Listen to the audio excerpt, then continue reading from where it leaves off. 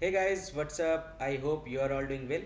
मेरा नाम विवेक कुमार है। मैं आप सभी का पीएससी जर्नी चैनल पे स्वागत करता हूँ। आज है 5 मार्च 2024।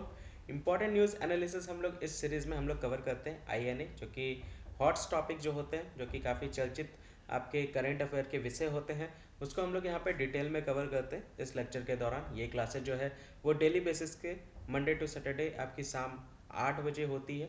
तो इसको अच्छे से आप लोग कवर कीजिएगा, खास करके जो पीसीएस एग्ज़ाम की तैयारी कर रहे हैं, जो यूपीएससी की तैयारी कर रहे हैं, जो स्टेट पीसीएस एग्ज़ाम की तैयारी कर रहे हैं, उनके लिए ये बहुत ज़्यादा इंपॉर्टेंट लेक्चर हो जाता है।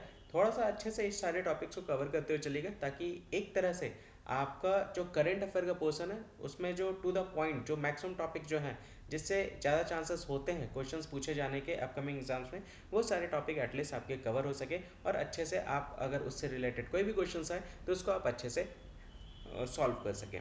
ठीक है, तो आइए स्टार्ट करते हैं बिना किसी तरीके। प्रीलिम्स प्लस मेंस ये फोकस्ड ये आपका सीरीज़ है। अच्छे से सारे न्यूज़ को कवर करते हुए चलिएगा। पहला न्यूज़ आपके सामने ये रहा है, बक्सा टाइगर रिजर्व को लेकर के बात कही जा रही है। आज के डेट में बहुत ज़्यादा न्यूज़ में बना हुआ है। सबसे पहला क्वेश्चन तो ये है कि ये कहाँ पे लोकेटेड है। तो ये बेसिकली लोकेटेड है वेस्ट बंगाल में, ये याद रखिएगा। वेस्ट बंगाल में यहाँ पे लोकेटेड है, और ये बेसिकली यहाँ के जो ईस्टर्न हिमालयाज़ है वहाँ पे ये बेसिकली ये आपको देखने को मिलेगा। टाइगर रिजर्व को लेकर के बात कही जा रही है। ठीक है, बक्सा टाइगर रिजर्व की बात कही जा रही है, और ये बेसिकली उत्तरी बंगाल में आपको ये देखने को मिलेगा, जहाँ पे खंडित जंगलों, चाय बागानों और कृषि भूमि को ये क्या करता है, कवर करता है। मैप से थोड़ा सा अगर आपको मैं क्लियर करके दिखाऊं तो ये आप देख सकते हैं वेस्ट बंगाल का, आप यहाँ पे मैप देख सकते हैं, और वेस्ट बंगाल के पोर्शंस में ये आप देख सकते हैं इस जगह पे ये पूरा बक्सा टाइगर रिजर्व आप यहाँ पे देख सकते हैं।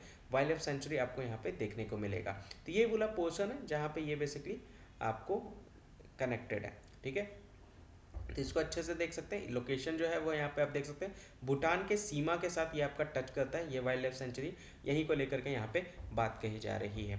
बेसिकली ये न्यूज़ में जो बना हुआ है ये बेसिकली हाथी को लेकर के बना हुआ है, एशिया हाथी को लेकर के बना है।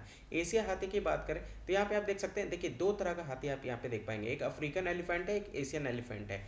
ये तो पूरी तरह से इंडेंजर्ड में, पूरी तरह से खतरा इसके ऊपर मतलब विलुप्त होने के कगार पर है अफ्रीकन एलिफेंट की बात करें तो। लेकिन एशियन एलिफेंट की बात करें तो ये भी आपका इंडेंजर्ड आईयूसीएन स्टेटस के अंतर्गत ये आपका इंडेंजर्ड है, यानी ये भी आपका खतरा है। इसकी रेशियो जो है वो कम आपको देखने को मिलेगी। ठीक है, साइज़ की बात करें, देखिए ये इसकी साइज़ बहुत बड़ी होती है। अफ्रीकन की बात करें, आप देख सकते हैं, कंपेयर कर सकते हैं, इसका साइज़ जो है वो बहुत बड़ा है, और ये आप देख सकते हैं इसके साइज़ जो है उसके कंपेरिजन में छोटा होता है एशियन। ठीक है, ये जनरली आप देख सकते हैं सहारा डेजर्ट में जनरली ये पाया जाता है अफ्रीकन एलिफेंट, और एशियन एलिफेंट जो है वो बेसिकली आपके south east Asia, south Asia जो कि भारत के बंगाल में ये बेसिकली पाया जाता है। ठीक है, जो कि आज के डेट में इंडेंजर्ड कैटेगरी में आप यहाँ पे इसको देख सकते हैं। यहाँ पे आप देख सकते हैं अफ्रीकन एलिफेंट की अगर हम लोग बात करें तो ये दांत जो आप देख पा रहे हैं, टस्क जिसको कहते हैं, ये मेल और फीमेल दोनों में पाया जाता है। लेकिन अगर मैं बात करूँ एशियन एलिफेंट की, तो यहाँ पे आप देख सकते हैं सिर्फ मेल्स में ही ये पाए जाते हैं। फीमेल्स में बहुत छोटे टस्क आपको देखने को मिलेंगे, ना के बराबर आप देख सकते हैं। ये डिफरेंसेस आप देख सकते हैं दोनों हाथियों के बीच में, जो कि यहाँ पे आपको देखने को मिलेगा। आज के डेट में चिंता का विषय बना हुआ है। ठीक है, तो उसी से रिलेटेड यहाँ पे न्यूज़ है। देखिए ये बेसिकली क्या है, यहाँ पे बक्सा टाइगर रिजर्व में हम लोग क्या करते हैं, बेसिकली एक तरह से एक महत्वपूर्ण आवास के रूप में ये आपका कार्य करता है। कौन? बक्सा टाइगर रिजर्व वन्य जीवों को लेकर के पूर्वी हिमालय के समग्र जैव विविधता के में ये योगदान देता है। यहाँ पे बायोडाइवर्सिटी को ये क्या करता है, प्रोटेक्ट करता है, संरक्षित करता है। ठीक है, और जो बेसिकली जो प्रजाति जो इंडेंजर्ड कैटेगरी में, जो लुप्त होने के कगार में, इंडेंजर्ड मतलब क्या होता है, जो लुप्त होने के कगार, लुप्त प्राय जो इसको जीव कहते हैं, जो जिनकी रेशियो कम हो रही है हमारे दुनिया में, तो उनको यहाँ पे क्या करता है, प्रोटेक्ट करता है, कंजर्व करता है, ये ध्यान रख सकते हैं। ताकि इकोलो लुप्त प्राय जो प्रजातियां हैं उसको क्या करता है, रक्षा करता है। ये बेसिकली संरक्षण प्रयासों का लुप्त प्राय प्रजातियों की रक्षा करना और क्षेत्र में पारिस्थितिक संतुलन को ये बनाए रखना है। देखिए हम हमारी तरफ से पूरा का पूरा कोशिश किया जाता है कि किसी तरह से हम, जिस तरह से ह्यूमन को लेकर के हम इतना ज़्यादा केयर रहते हैं, उसी तरह से जानवर भी एक जीव ही है, तो अभी उनके अंदर भी जान ही है, तो उनको भी यहाँ पे संरक्षण करने को लेकर के ये सारे स्टेप जो है, ये सारे रिजर्व जो है वो बनाए गए हैं, हैबिटेट बनाए गए हैं। अभी आप देख सकते हैं रिसेंट में हम लोगों ने न्यूज़ भी कवर किया था किस चीज़ को लेकर के, याद होगा आपको, अनंत अंबानी से रिलेटेड, याद है आपको, वन तारा। वन तारा हम लोगों ने कवर किया था ना सुबह वाले क्लास में। वन तारा, वो भी क्या है, वो भी सारे जानवरों को क्या कर रहा है, कंजर्व किया जा रहा है वहाँ पे, ठीक है। तो वन तारा में उनको प्रोटेक्ट किया जा रहा है, उनकी उनकी देखभाल वहाँ पे की जा रही है, जो बेसिकली इंडेंजर्ड कैटेगरी में है। ठीक उसी तरह से यहाँ पे भी बक्सा टाइगर रिजर्व भी जो है वो इसमें भी आपके जो है देखिए, जो इसके अंतर्गत जो जो जीव आपको देखने को मिलेंगे इस टाइगर रिजर्व में, बंगाल बाघ आप देख सकते हैं, हाथी देख सकते हैं, गौर देख सकते हैं, तेंदुए देख सकते हैं, पक्षी की प्रजाति, ये सारे वनस्पति जीवों का घर आप यहाँ पे देख सकते हैं। मतलब फ्लोरा एंड फोना दोनों आपको यहाँ पे देखने को मिलेगा, यानी डाइवर्स, विविध फ्लोरा एंड फोना दोनों आप यहाँ पे देख सकते हैं। दोनों का घर यहाँ पे आपको, फ्लोरा मतलब हो गया वनस्पति और जीवों का घर आपको यहाँ पे बक्सा टाइगर रिजर्व देखने को मिलेगा। इसके साथ साथ इसके बगल में क्या है, गोरोमुरा वाइल्ड लाइफ डिवीजन भी आप देख सकते हैं, जो कि वो भी एक तरह से क्या है, विविधता के क्षेत्र में सबसे महत्वपूर्ण हिस्सा आपको देखने को मिलेगा बंगाल में, ठीक है। तो ये उसी से रिलेटेड न्यूज़ है, ये ध्यान रखते हुए चलिएगा। ये बक्सा टाइगर रिजर्व में ही ये जनरली एशियन एलिफेंट जो है वो उसी से रिलेटेड यहाँ पे न्यूज़ है। यहाँ पे हिमालय बाढ़ के मैदानों में एशियाई हाथी अपने बछड़ों को पैरों को सीधा दबाते हैं, उसी से रिलेटेड ये जो आज के डेट में न्यूज़ में बना हुआ है। हाथियों के झुंड दबे हुए शवों वाले रास्तों से बचते हैं, ये भी ध्यान रख सकते हैं। यहाँ पे जैसे बछड़ों को उस पैरों को सीधा दबाते हैं और उस जगह से, उस रास्ते से वो जहाँ पे उनके शवों को दफनाया गया वहाँ से वो बच करके वो दबे, जहाँ पे उनके सब बच्चे के जो बछड़ों के जो सब जहाँ दबे वो उस रास्तों से जाने से वो बचते हैं, ठीक है। वहाँ से अलग हट करके वो झुंड जो है हाथियों का झुंड वो जाता है। ये बक्सा टाइगर रिजर्व है, ठीक है। इसको थोड़ा सा ध्यान रखिएगा। टस्क शेप आप देख सकते हैं, दोनों का फिगर के तहत आपको क्लियर हो गया होगा डिफरेंसेस, ठीक है। अब एशियन अफ्रीकन एलिफेंट तो पूरी तरह से विलुप्त होने के कगार पर है, और यहाँ पे ये उसी स्टेज पे आपके एशियन एलिफेंट भी आप देख सकते हैं। तो इसकी रेशियोज भी कम हो रही है, ये देख सकते हैं, इनको ये दफना रहे हैं जहाँ पे इनके बच्चों को दबाया जाता है, वो बेसिकली उस जगह से ये बच करके निकलते हैं। तो ये पॉपुलेशंस डिक्लाइन को लेकर के ये बेसिकली न्यूज़ है, उसी से रिलेटेड है, ये ध्यान रखिएगा। कहाँ पे पाया जाता है, अफ्रीकन एलिफेंट की बात करें तो सहारा डेजर्ट में आपको देखने को मिलेगा, और एशियन एलिफेंट की बात करें तो साउथ एशिया और साउथ ईस्ट एशिया में आप देख सकते हैं, जिसमें भारत भी आता है, ठीक है। ये लोकेशन ये ध्यान रखिएगा। यहाँ पे अगर आप देख सकते हैं बांग्लादेश के ऊपर ये रेड स्पॉट आपको दिख रहा होगा, इसी जगह पे ये बक्सा वाइल्ड लाइफ सेंचुरी आप यहाँ पे देख सकते हैं। अगला न्यूज़ है वो अगलेगा आइलैंड को है। अगलेगा आइलैंड कहाँ पे, ये आइलैंड बेसिकली आपको इंडियन ओशन में देखने को मिलेगा, हिंद महासागर मेदागास्कर के बगल में आप देख सकते हैं ये आइलैंड है। फिगर से अगर मैं आपको क्लियर करूँ तो फिगर आपको दिखा देता हूँ, यहाँ पे आप देख सकते हैं, यहाँ पे आपको इस जगह पे ये आपको लोकेटेड है, ये आपका आइलैंड है, ये ध्यान रख सकते हैं अगलेगा आइलैंड। यहाँ पे दो आइलैंड है, एक नॉर्थ आइलैंड है, एक साउथ आइलैंड है, ठीक है, जो कि हिंद महासागर में ये आइलैंड आपको देखने को मिलेगा। न्यूज़ में क्यों बना हुआ, क्योंकि अभी मोदी जी के द्वारा यहाँ पे वीडियो कॉन्फ्रेंस के माध्यम से बहुत सारे डेवलपमेंट प्रोजेक्ट्स के यहाँ पे इनाग्रेशन हुआ है, उसी को लेकर के यहाँ पे न्यूज़ है। तो नरेंद्र मोदी और मॉरिशस के समकक्ष प्रविंद जुगनौथ ने एक वीडियो कॉन्फ्रेंस के माध्यम से संयुक्त रूप से मॉरिशस के अगलेगा द्वीप पर भारत की कई विकास परियोजनाएं का उद्घाटन यहाँ पे किया है। तो मॉरिशस का ही ये आपको आइलैंड देखने को मिलेगा, मॉरिशस देश के अंदर में ये आपको आइलैंड देखने को मिलेगा जो कि हिंद महासागर में है, और वहीं पे बहुत सारे डेवलपमेंट प्रोजेक्ट्स का इनाग्रेशन यहाँ पे मोदी जी और यहाँ के जो काउंटर पार्ट है प्रविंद जगन्नाथ उनके द्वारा यहाँ पे इनाग्रेशन किया गया है। यहाँ पे दो आइलैंड आप देख सकते हैं, अभी हम लोगों ने देखा, यहाँ पे आप देख सकते हैं 26 स्क्वायर किलोमीटर में ये आइलैंड आपका फैला हुआ है। टोटल कितने लोग यहाँ पे रहते हैं, तो 300 लोग आप यहाँ पे देख सकते हैं, जो 300 लोग यहाँ पे रहते हैं। मॉरिशस के उत्तर में लगभग 650 समुद्री मील आप देख सकते हैं, कितना, मॉरिशस के उत्तर भाग की अगर हम लोग बात करें, नॉर्थ वाले पार्ट की बात करें तो 650 नॉटिकल माइल्स आप यहाँ पे देख सकते हैं, जो कि फैला हुआ है। 1050 किलोमीटर की बात करें, और ये पार्ट जो है वो आइलैंड नेशन का है, जो कि कहाँ पे लोकेटेड है, हिंद महासागर में आपका लोकेटेड है, ठीक है। सबसे बड़े द्वीप राष्ट्र का हिस्सा है, देख सकते हैं, ठीक है।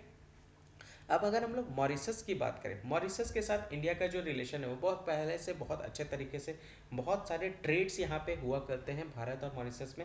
अगर हम लोग बात करें तो 2020 में लगभग 1.2 बिलियन डॉलर का यहाँ पे ट्रेड जो है दोनों देशों के बीच में हुआ है। व्यापार जो है 1.2 बिलियन डॉलर का आपको यहाँ पे देखने को मिलेगा 2020 का, किन दो देशों के बीच में। तो यहाँ पे आप देख सकते हैं व्यापार, आप देख सकते हैं मॉरिशस का भारत के साथ एक महत्वपूर्ण व्यापार संबंध है, और दोनों देशों के बीच द्विपक्षीय व्यापार वर्ष 2020 में $1.2 बिलियन का था, देख सकते हैं।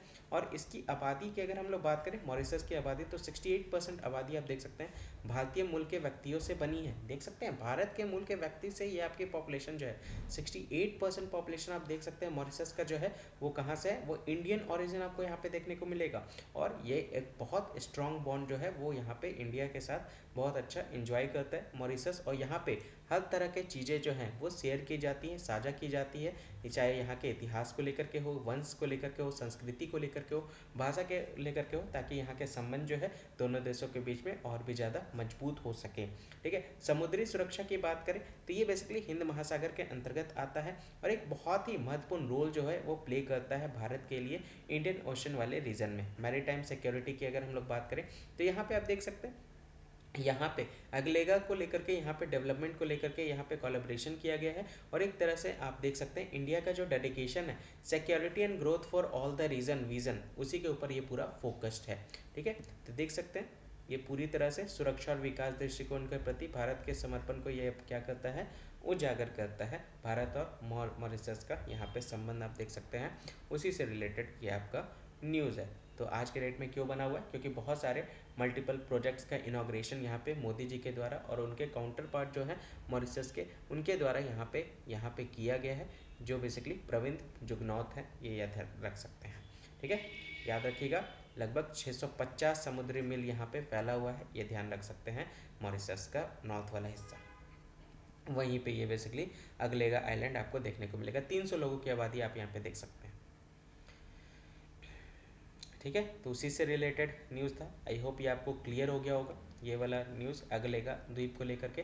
कहीं पे भी आए समझ जाइएगा कि हम लोगों ने कवर किया हुआ है। अगलेगा द्वीप जो है कहाँ पे है, मॉरिशस में। ठीक है, अगले न्यूज़ की तरफ बढ़ते हैं। तभी आप देख सकते हैं काफ़ी ज़्यादा न्यूज़ में बना हुआ है, गूगल की तरफ से बहुत सारे ऐप जो हैं उसको डिलिस्ट कर दिया गया है। बहुत सारे मोबाइल एप्लीकेशन जो है वो उसके प्लेटफॉर्म से, एंड्रॉयड प्ले स्टोर से वो क्या कर दिया गया है, हटा दिया गया है। किस चीज़ को लेकर के, फ़ी पेमेंट के विवाद को लेकर के। ये बेसिकली ये यहाँ पे गूगल के द्वारा ये स्टेप लिया गया है, जो कि बहुत मतलब निंदनीय है आप कह सकते हैं। तो एक तरह से ऐसा स्टेप्स नहीं लेना चाहिए। अब बेसिकली यहाँ पे किस चीज़ को लेकर के बात कही जा रही है, यहाँ पे बहुत सारे एंटरप्रेन्योरशिप जो है वो आगे आकर के अपना अपना व्यूज़ दे रहे हैं। क्यों, क्योंकि ये एक तरह से क्या है, ये एक तरह से क्या है, डिजिटल मोनोपोलिस कर हो रहा है। डिजिटल मोनोपोलिस का यहाँ पे आपको देखने को मिल रहा है, क्योंकि बहुत सारे देखिए IAMAI के द्वारा यहाँ पे, जो कि एक इंडस्ट्री एसोसिएशन है, उनके द्वारा इसकी क्या की है, खंडन की गई है, ये मुद्दा उठाया गया है। उद्योग संघ IAMAI जो है, internet and mobile association of India के द्वारा ऐप्स को हटाने की निंदा यहाँ पे की गई है। और कुछ स्टार्टअप संस्थापकों ने डिजिटल एकाधिकार का यहाँ पे मुद्दा भी उठाया। डिजिटल मोनोपोलिस को लेकर के बात यहाँ पे कही जा रही है। जैसे बहुत सारे ई-कॉमर्स जो कंपनीज़ हैं, वो जैसे दिग्गज कंपनी हो जाएगी, जैसे बहुत सारे बिग टेक कंपनीज होगी, उन सभी के द्वारा यहाँ पे डोमेन में डिजिटल व्यापार बाजार पर हावी हो जाना है। देखिए बहुत सारी ई कॉमर्स जो कंपनीज़ हैं वो अपना मनमानी करती है। अपना मनमानी करने के वजह से वो बाकी जो कंपटीटर है उसको मार्केट में उतरने नहीं देती। जैसे इसी को लेकर के सीसीआई के बारे में अभी डिस्कस करेंगे। सीसीआई क्या होता है, अभी लास्ट ईयर सीसीआई ने गूगल ये अमेजन के ऊपर 202 करोड़ रुपए का फाइन किया था, जिसके ऊपर सुप्रीम कोर्ट में सुनवाई चल रही है। आप लोगों ने न्यूज़ देखा होगा। तो लास्ट ईयर मई में ये बैन, यहाँ पे फाइन लगाया गया था, जिसको लेकर के सुप्रीम कोर्ट में मई जून को हियरिंग हुई थी, जिसको लेकर के फिर ये हियरिंग का जो डेट था वो आपका डिले कर दिया गया था, मतलब स्टेज लगा दिया गया था। और ये नेक्स्ट हियरिंग जो थी सुप्रीम कोर्ट की सितंबर में थी। और फिर भी अभी भी 202 करोड़ रुपए का यहाँ पर फाइन लगाया गया है सीसीआई के द्वारा। सीसीआई क्या होता है, सीसीआई बेसिकली वह इंस्टीट्यूशन है, वो ये एक स्टैच्यूटरी बॉडी है। पहले मैं आपको बता दूं, ये एक स्टैच्यूटरी बॉडी है। ये स्टैच्यूटरी बॉडी क्या करती है, ये फेयर एंड कंपिटिटिव मार्केट को मेंटेन करती है।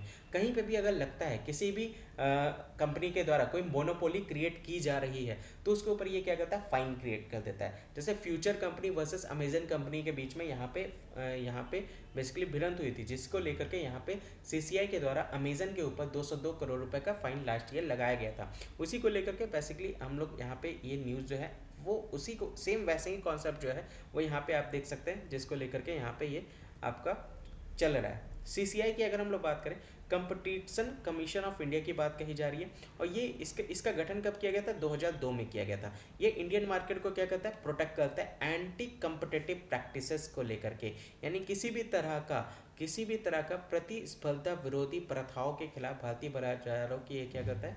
रक्षा करता है। भारतीय प्रतिस्पर्धा आयोग है ये ध्यान रखिएगा, और एक वैधानिक निकाय यानी पार्लियामेंट से पास होकर के इस बॉडी का यहाँ पे गठन किया गया है, ये ध्यान रख सकते हैं। और ये क्या करता है कि कोई भी कंपनीज के द्वारा, कोई भी ऑर्गेनाइजेशन के द्वारा अगर कोई मोनोपोली क्रिएट की जा रही है इंडियन मार्केट में, तो उसको ये क्या करता है? सही करता है, उसके ऊपर फाइन लगा के, जैसे अमेजन के ऊपर इसने 202 करोड़ रुपए का फाइन लगाया था लास्ट ईयर। ठीक है, तो ये ध्यान रख सकते हैं, उसी से रिलेटेड है, इसको अभी बाद में पहले कवर करेंगे, पहले इधर हम लोग इस चीज़ को जानें। बहुत इंपॉर्टेंट टॉपिक है, इसको अच्छे से समझिएगा। यहाँ पे बहुत कुछ कंपनियाँ ऐसी हैं जो अपनी आप को डोमिनेट करना चाहती है डिजिटल मार्केट में। ठीक है, उसी चीज़ को लेकर के यहाँ पे डिजिटल मोनोपोलिस उनको कहा गया है, यानी एकाधिकार, यानी सिर्फ उनका वर्चस्व अपना डिजिटल बाजार में हावी होने को लेकर के बहुत सारी जो है ई कॉमर्स दिग्गज जो है वो ऐसा करती हैं, जिसकी वजह से विशिष्ट डोमेन में अपना डिजिटल बाजार पर हावी हो जाती हैं। उसी चीज़ को यहाँ पे फेयर तरीके से यहाँ पे ना हो, वैसे नौबत ना आए किसी पार्टिकुलर कंपनी के द्वारा डिजिटल मार्केट में वो पूरी तरह से डोमिनेट हो जाए, अपना हावी हो जाए, तो उस चीज़ को रोकने के लिए यहाँ पे गूगल की तरफ से बहुत सारे ऐप्स को जो है, जो शुल्क भुगतान ऐप है, शुल्क भुगतान देखिए ध्यान से, जो फी पेमेंट ऐप की बात यहाँ पे कही जा रही है, फी पेमेंट ऐप आप देख सकते हैं, इसी विवाद को लेकर के उन्होंने बहुत सारे मोबाइल एप्लीकेशन को यहाँ से हटा दिया। ठीक है, इसी को लेकर के बहुत सारे आपको देख सकते हैं न्यूज़ में, बहुत सारे जो एंटरप्रेन्योर्स हैं, बहुत सारी कंपनीज के मालिक हैं, जो आपके अपने अपने व्यूज़ दे रहे हैं। ये ऐसा क्यों, ये ऐसा डिजिटल मोनोपोलीज के लिए यहाँ पे थ्रेट्स क्यों आपको देखने को मिलेगा? ये एक तरह से क्या है, खतरे क्या क्या है, ताकि प्रतिस्पर्धा विरोधी प्रथाएं को यहाँ पे मेंटेन किया जा सके, स्ववर्ती वो अपना वर्चस्व, जैसे बहुत सारी बड़ी बड़ी कंपनी हैं, जैसे एप्पल आईफोन की अगर हम लोग बात करें, वो थर्ड पार्टी ऐप को वो अपने फ़ोन में इंस्टॉल करने का एक्सेस उसके पास है ही नहीं, वो करने ही नहीं देता। तो बहुत सारे आप देखते होंगे, बहुत सारे ऐप जो आप एंड्रॉयड में आप यूज़ करते हैं, वो सारे ऐप आप एप्पल के फ़ोन में नहीं यूज़ कर सकते, आईफोन के फ़ोन में नहीं यूज़ कर सकते। तो इस तरह वो अपना मोनोपोली क्रिएट कर रहा है। ठीक है, तो इस तरह के चीज़ों को ख़त्म करने के लिए यहाँ पे क्या किया गया, प्रतिबंधन किया गया।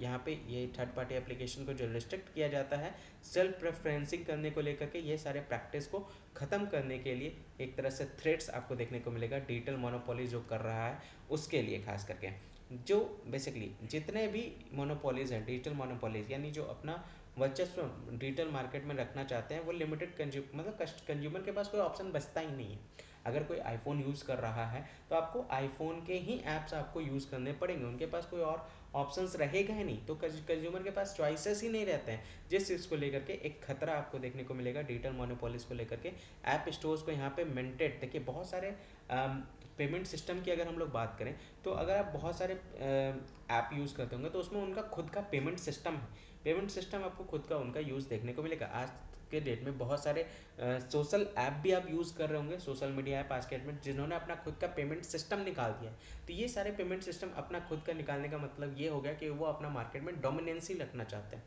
अपना हावी होना चाहते हैं, अपनी चीज़ों को मार्केट में प्रेजेंट करना चाहते हैं, अपने मार्केट में चीज़ों को रखना चाहते हैं। ठीक है, और लेकिन मार्केट में कंपटीशन में आना वो एक अलग बात है, लेकिन कंपटीशन में आकर के दूसरों को दबाना, ये अलग कॉन्सेप्ट आपको देखने को मिलेगा।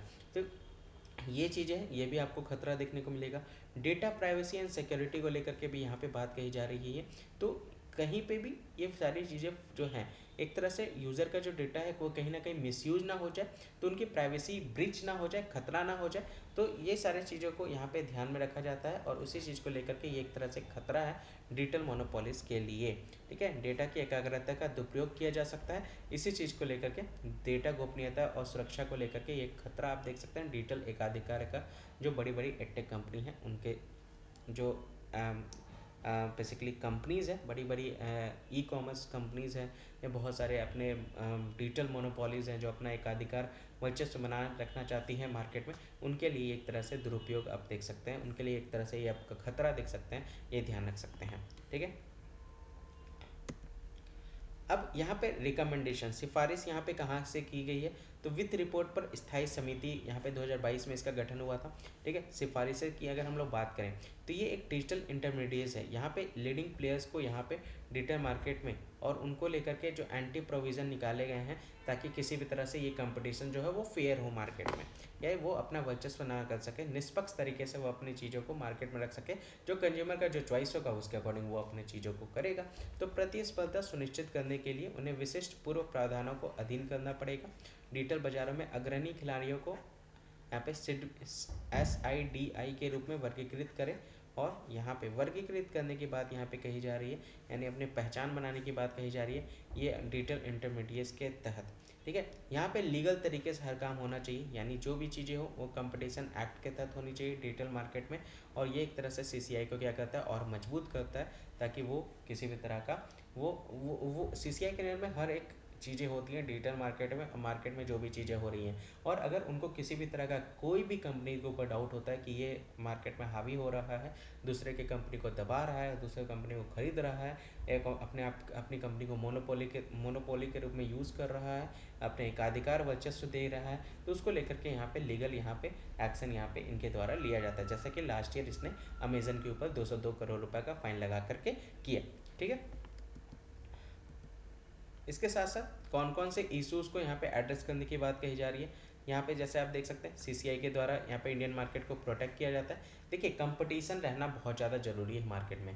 कंपटीशन रहना क्यों ज़्यादा ज़रूरी है मार्केट में, क्योंकि अगर कंपटीशन नहीं रहेगा, अगर मार्केट में एक ही दो आपके ऐसे शॉप्स देखने को मिलेंगे, सपोज़ कीजिए आप घर से निकलें, आप घर के से निकले तो मार्केट में अगर सपोज़ कीजिए आप कोई बुक्स लेने गए, तो मार्केट में अगर एक ही किताब का स्टोर है तो वो अपना मनमाना प्राइस लेगा उस पार्टिकुलर एरिया के लिए, और लोगों के पास कोई और ऑप्शन बचेगा नहीं, तो वो बेसिकली उसको वो खरीदना पड़ेगा। लेकिन अगर सपोज कीजिए अगर मार्केट में बुक्स स्टोर अगर 5 से 6 हो जाए, तब 5-6 में कंपटीशन रखेगा कि कंज्यूमर्स उनके पास आए। कंज्यूमर को उनके पास जाने के लिए उनको अट्रैक्टिव प्राइसेस रखने पड़ेंगे, उनको डिस्काउंट ऑफर रखने पड़ेंगे, तभी तो एक तरह से कंपटीशन आपको मार्केट में देखने को मिलेगा। और फिर कंज्यूमर के पास ऑप्शंस 5 और 6 होंगे, वो कहीं पे भी जा सकता है। वैसे वहाँ पे उनके पास कंज्यूमर के पास ऑप्शन पहले एक था, लेकिन आज के डेट में 5-6 आपको देखने को मिलेगा उस पर्टिकुलर एरिया में। तो वो कंज्यूमर के ऊपर डिपेंड करता है कि उनको जहाँ पे बेस्ट डील मिलेगा वो वहाँ से वो अपना बुक खरीदेंगे। समझ रहे हैं, तो कंपटीशन होना बहुत ज़्यादा जरूरी है मार्केट में।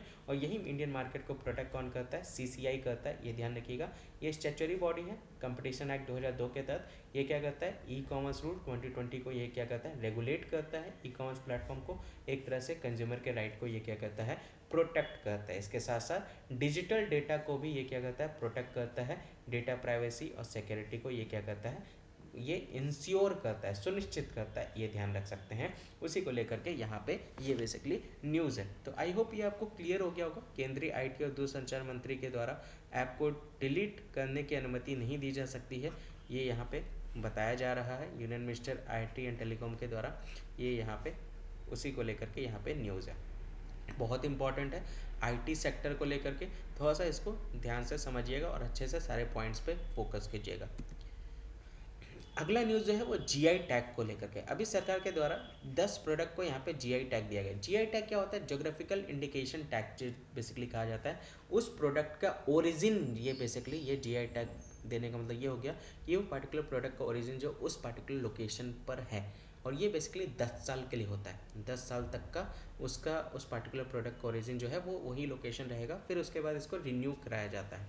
देख सकते हैं अभी फिलहाल कटक जो कि उड़ीसा में है, उसका रूपा तराकसी जो सिल्वर फिलग्री है, इसको यहाँ पे GI टैग दिया गया।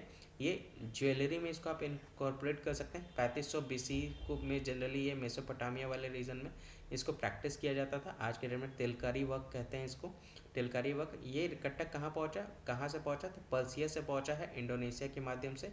ये ताराकस्सी, ये ध्यान रख सकते हैं।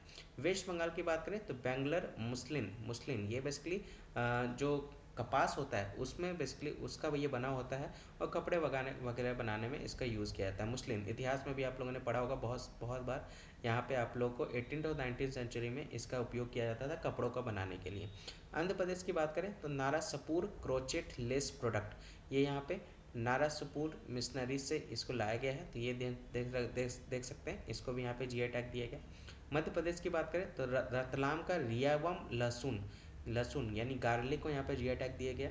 असम की बात करें तो Majuli mask, Majuli manuscript painting की बात करें तो यहाँ पे इसको जीआई टैग दिया है। त्रिपुरा की बात करें तो रीसा टेक्सटाइल आप यहाँ पे देख सकते हैं। तेलंगाना की बात करें तो हैदराबाद लैग बैंगल्स की बात कर सकते हैं, चूड़ी की बात कर सकते हैं, ठीक है। गुजरात की बात करें तो कच्छ का रोगन क्राफ्ट आप देख सकते हैं। अंबाजी वाइट मार्बल देख सकते हैं जो कि लाइमस्टोन से बना होता है। जब इसको रिक्रिस्टलाइज करते हैं अर्थ के क्रस्ट के अंदर तब ये इसका निर्माण होता है। अंबाजी वाइट मार्बल याद रखिएगा, गुजरात, ठीक है। कच्छ का रोगन क्राफ्ट, ये सारे प्रोडक्ट को यहाँ पे जीआई टैग दिया गया, देख सकते हैं। तो 10 प्रोडक्ट हैं, जीआई टैग यहाँ पे मिला है, इनको ये ध्यान रख सकते हैं। और ये जीआई टैग जो है वो बेसिकली क्या है, एक ओरिजिन, जहाँ पे उस पार्टिकुलर प्रोडक्ट का ओरिजिन आपका होता है वहीं पे बेसिकली इसको जीआई टैग दिया जाता है। विशिष्ट भौगोलिक, जहाँ पे उस उत्पाद का उत्पत्ति होता है, जिसमें उस उत्पत्ति के कारण गुण या प्रतिष्ठा होती हैं, आप देख सकते हैं, ध्यान रखिएगा। इंटरनेशनल रिकॉग्निशन भी इस यहाँ पे इसको मिलता है, जहाँ पे आप देख सकते हैं आईपीआर के तहत, यहाँ पे पेरिस कन्वेंशन के तहत प्रोटेक्शन ऑफ इंडस्ट्रियल प्रॉपर्टी, यहाँ पे आप देख सकते हैं पेरिस कन्वेंशन के तहत जीआई को बौद्धिक संपदा अधिकार के एक नए तथ्य के रूप में यहाँ पे इसको शामिल किया गया, ये ध्यान रख सकते हैं। यहाँ पे डब्ल्यूटीओ की बात करें, डब्ल्यूटीओ के द्वारा यहाँ पे इसको कवर किया जाता है। ट्रेड रिलेटेड एस्पेक्ट्स यहाँ पे देख सकते हैं, इंटेलेक्चुअल प्रॉपर्टी राइट्स एग्रीमेंट के तहत ये इस यहाँ पे कवर होता है, जिसमें इंटरनेशनल रिकॉग्निशन जो है ये जीआई टैग के प्रोडक्ट को यहाँ पे प्रोवाइड किया जाता है, ठीक है। तो डब्ल्यूटीओ के बौद्धिक संपदा अधिकार के व्यापार संबंधित पहलू समझौते के तहत भी इसको कवर किया जाता है। अंतर्राष्ट्रीय स्तर पर इसको पहचान जो है वो दी जाती है, ठीक है। याद रखिएगा, सारे जीआई टैग एक बार देख लीजिएगा वापस से, कौन कौन सा प्रीलिम्स पॉइंट ऑफ व्यू सभी इंपॉर्टेंट है।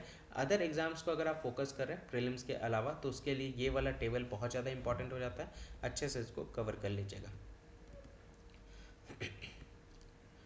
अगर जीआई टैग की अगर हम लोग बात करें तो ये जीआई टैग जो है पहले ये कब आया था, तो ये 1999 में आप यहाँ पे देख सकते हैं प्रशासित किया गया था, किसके तहत, भौगोलिक संकेत पंजीकरण और संरक्षण अधिनियम, यानी registration and protection act of 1999, geographical indication of goods के तहत यहाँ पे इसको एडमिनिस्ट्रेट किया गया था, ये ध्यान रख सकते हैं, प्रशासित किया गया था।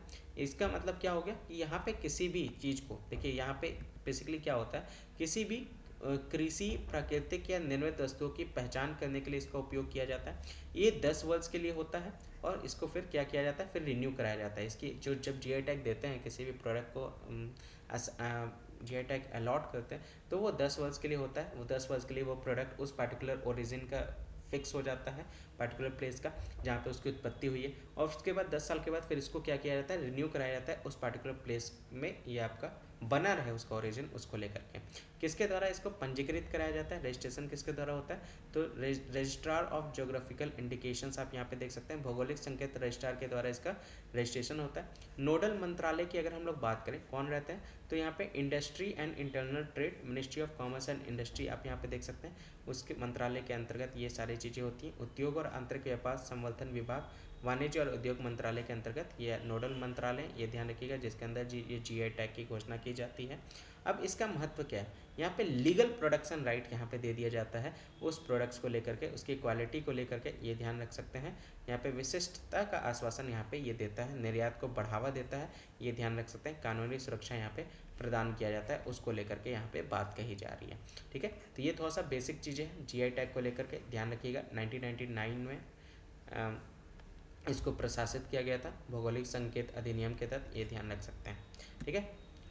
अगला न्यूज़ जो है वो त्रिपार्टाइट एग्रीमेंट को लेकर के, ये बहुत बार न्यूज़ में बना हुआ रहता है त्रिपार्टाइट एग्रीमेंट, ये त्रिपुरा से रिलेटेड है। त्रिपुरा में त्रिपक्षीय समझौता, त्रिपक्षीय समझौता, ये ध्यान रखिएगा, त्रिपक्षीय समझौता, ये समझौता बेसिकली तीन पक्ष के बीच में यहाँ पे आपको देखने को मिलेगा। यहाँ पे बेसिकली देख सकते हैं, एक है तिप्रा, तिप्रा क्या होता है, यहाँ पे आप देख सकते हैं Tripura and the indigenous progressive regional alliances, ठीक है, और गवर्नमेंट ऑफ इंडिया और जो अदर स्टेक होल्डर है ये आपके इस समझौते को क्या करते हैं, हस्ताक्षर करते हैं। तो त्रिपुरा सरकार और स्वदेशी प्रगतिशील क्षेत्रीय संगठबंधन, भारत सरकार और अन्य हितधारकों ने एक त्रिपक्षीय समझौते का यहाँ पे हस्ताक्षर किया गया है। देखिए यहाँ पे बेसिकली क्या होता है, यहाँ पे ये समझौता जो है वो किससे रिलेटेड है, ये त्रिपुरा के जो लोग हैं, त्रिपुरा के जो स्वदेशी लोग हैं, उनके इतिहास, भूमि, राजनीतिक अधिकारों, आर्थिक विकास, पहचान, सांस्कृतिक और भाषा से संबंधित सभी मुद्दों को यहाँ पे क्या किया जाता है, यहाँ पे उनको लेकर के जो भी इश्यूज चल रहे हैं उस इश्यूज को यहाँ पे क्या किया जाता है, रिजॉल्व किया जाता है। इसका लक्ष्य क्या है, जो भी लोग हैं त्रिपुरा के उनके रिलेटेड जो भी इतिहास है, भूमि है, जो भी राजनीतिक अधिकार है, आर्थिक विकास है, आइडेंटिटी है, कल्चर है, भाषा है, इन सभी को क्या किया जाता है, रिजॉल्व किया जाता है उनके इश्यूज़ को लेकर के। ये इसका उद्देश्य यहाँ पे आप देख सकते हैं। इसका क्या किया जाता है, यहाँ पे ज्वाइंट वर्किंग ग्रुप आप देख सकते हैं, कमेटी देख सकते हैं जिसका यहाँ पे गठन होता है, जो कि क्या करते हैं, जो यहाँ पे क्या कहते हैं, म्यूचुअल एग्रीमेंट आप यहाँ पे देख सकते हैं। सभी हितधारकों को किसी भी प्रकार के विरोध आंदोलन का सहारा लेने से परहेज करने का निर्देश यहाँ पे देता है। देख सकते हैं, पारस्परिक रूप से सहमत बिंदुओं को लागू करने के लिए एक संयुक्त कार्य समूह समिति का भी यहाँ पे गठन करता है और सभी हितधारकों को किसी प्रकार के विरोध आंदोलन का सहारा लेने के परहेज करने का निर्देश देता है। यानी किसी भी तरह का ये एक ऐसा समझौता है जिसके तहत कोई भी आंदोलन या उसको लेकर के विरोध जो है वो नहीं देखने को मिलेगा। ये उसके तहत ये सारे समझौते जो होते हैं वो त्रिपुरा में देखने को मिलेगा। ट्रिपार्टाइट एग्रीमेंट याद रखिएगा, ये एग्रीमेंट कहाँ पे है, तो त्रिपुरा राज्य से रिलेटेड है, ये ध्यान रख सकते हैं। अगला न्यूज़ है वर्ल्ड पॉवर्टी क्लॉक को लेकर के। यहाँ पे आप देख सकते हैं भारत का, यहाँ पे भारत बहुत अच्छे से वर्क किया है रिड्यूस पॉवर्टी को लेकर के, गरीबी रेखा को, गरीबी स्तर पर गरीबी को ख़त्म करने को लेकर के भारत के द्वारा बहुत अच्छा वर्क किया गया है। और जिसको लेकर के यहाँ पे आप आंकड़े की अगर हम लोग बात करें तो यहाँ पे साफ साफ आप देख सकते हैं, विश्व गरीबी क्लॉक की बात करें तो 3% यहाँ पे जो है गरीबी रेखा जो है अत्यधिक गरीबी लाने में कामयाब रहा है। इसको नीचे लाने में भारत अपनी आबादी के 3% से नीचे अत्यधिक गरीबी लाने में कामयाब रहा है, ध्यान रख सकते हैं। उसी से रिलेटेड ये आपका न्यूज़ है। तो एक्सट्रीम पॉवर्टी को यहाँ पे ब्रिंग डाउन किया है भारत, वर्ल्ड पॉवर्टी क्लॉक के द्वारा जो डेटा रिलीज़ किया गया उसके अंतर्गत ये बात यहाँ पे बताई जा रही है। ये किसके द्वारा डेवलप किया जाता है, तो वर्ल्ड डेटा लैब के द्वारा इसको डेवलप किया जाता है, जो कि वैश्विक डेटा इंटरप्राइजेस है, देख सकते हैं वैश्विक डेटा उद्यम है वर्ल्ड डेटा लैब, उसके द्वारा इसको विकसित किया जाता है। मॉनिटर किसके द्वारा किया जाता है, इंडिंग एक्सट्रीम पॉवर्टी के अगेंस्ट में ये ग्लोबल प्रोग्रेस आपको देखने को मिलेगा। अत्यधिक गरीबी को समाप्त करने के खिलाफ वैश्विक प्रगति पर नज़र रखता है, ये ध्यान रख सकते हैं। कृषि विकास के लिए अंतर्राष्ट्रीय कोष और जर्मनी के आर्थिक सहयोग और विकास के लिए संघीय मंत्रालय द्वारा वित्त पोषित भी होता है। तो इसको जो बेसिकली फंड जो है किसके द्वारा दिया जाता है, तो फंड IFAD के द्वारा यहाँ पे इसको पोषित किया जाता है। International fund for agriculture development आप देख सकते हैं, और federal ministry for economic cooperation and development of Germany के द्वारा यहाँ पे इसको पोषित किया जाता है, वित्त पोषित किया जाता है, ये ध्यान रख सकते हैं। वर्ल्ड पॉवर्टी क्लॉक आप देख सकते हैं, उसी को लेकर के ये आपका न्यूज़ है। तो एक तरह से आप देख सकते हैं कहीं पे भी पॉवर्टी से रिलेटेड कहीं पे भी कोई भी टॉपिक्स आए तो आप उसको लेकर के ये पॉइंट्स भी आप ऐड कर सकते हैं, क्योंकि रिसेंट में जो डेटा रिलीज़ किया गया वर्ल्ड पॉवर्टी क्लॉक को लेकर के वहाँ पे भारत जो है वो सक्सेसफुल रहा है। एक्सट्रीम पॉवर्टी के कैटेगरी की जो ग्राफ है उसको 3% तक उसकी पॉपुलेशन को ब्रिंग डाउन करने में, नीचे लाने में कामयाब रहा है। ठीक है, उसी से रिलेटेड ये आपका न्यूज़ है। आई होप ये सारे न्यूज़ आपको बहुत अच्छे से कवर हुए होंगे। डेली बेसिस पे ये क्लासेस आपकी रात में 8 बजे होती है। सुबह में साहस सीरीज चल रहा है, उसको अगर आप ज्वाइन नहीं किए तो उसको ज्वाइन कर लीजिए जो नए लोग हैं। बाइलिंगुअल्स में आपको सारी क्लासेस यहाँ पे होती है मेरे तरफ से। करंट अफेयर का पूरा पोर्शन आपका यहाँ पे कवर कराया जाता है। ये 2 लेक्चर अगर आप करंट अफेयर का रोज़ कवर कर लेंगे तो मोर देन आपका 70 to 80% जो है वो आपका सिलेबस का जो पार्ट है वो आपका करंट अफेयर्स का आप अच्छे से उसको गारंटेड है एग्ज़ाम के पॉइंट ऑफ व्यू से आपका कवर हो जाएगा। तो अच्छे से इसको कवर कीजिए, नोट्स बनाइए, रिवीजन कीजिए। बाकी मिलते हैं अगले वीडियो में। जय हिंद, जय भारत।